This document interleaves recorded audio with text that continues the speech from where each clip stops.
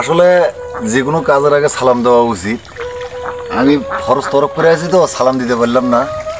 যাই হোক, আপনারা কেমন? 3টে গৃহপালিত পশু আছে আমার, গরু।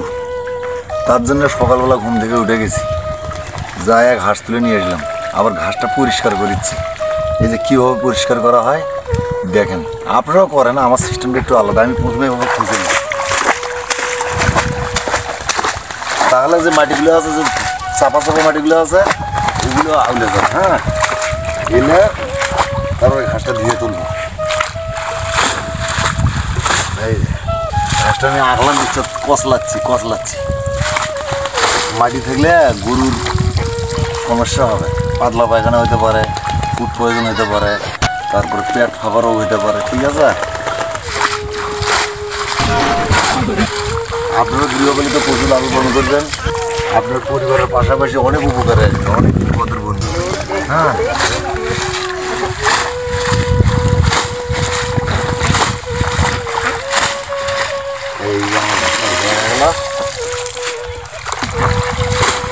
এই যে এটা দেখতেছেন না, এটা আমাদের এলাকায় খোসা বলা হয়, খোসা, কেউ টোপাও বলে।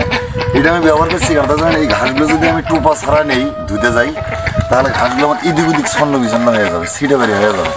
যার ফলে আমি টোপার ভেতর ঘাসটা পরিষ্কার করে নিচ্ছি, যেন এদিক ওদিক যায় না।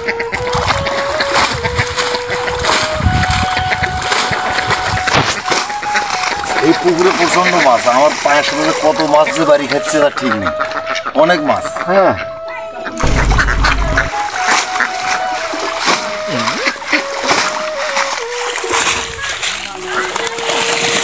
পরিশ্রম করবেন, পরিশ্রম হলে সৌভাগ্যের প্রতিশ্রুতি, সৌভাগ্যের চাবিকাঠি। পরিশ্রম করবেন না, আপনি ভাত পাবেন না।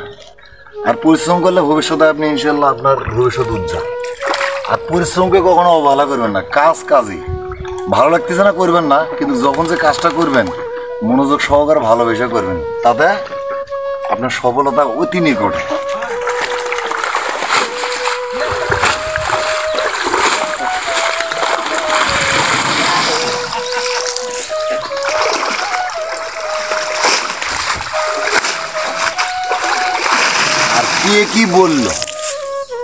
কে কি বললো কারো কথায় কান দেওয়ার দরকার নেই। আপনার কোনটা ভালো আপনি সেটা করবেন, আপনি তো খারাপ কিছু করছেন না।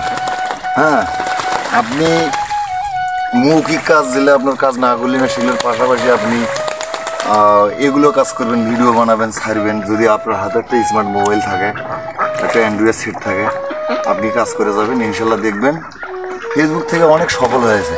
কিন্তু একদিনে হয়নি, একদিনে সম্ভব না।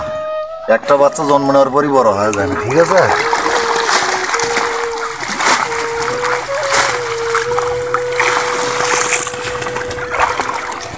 ঘাসটা আমার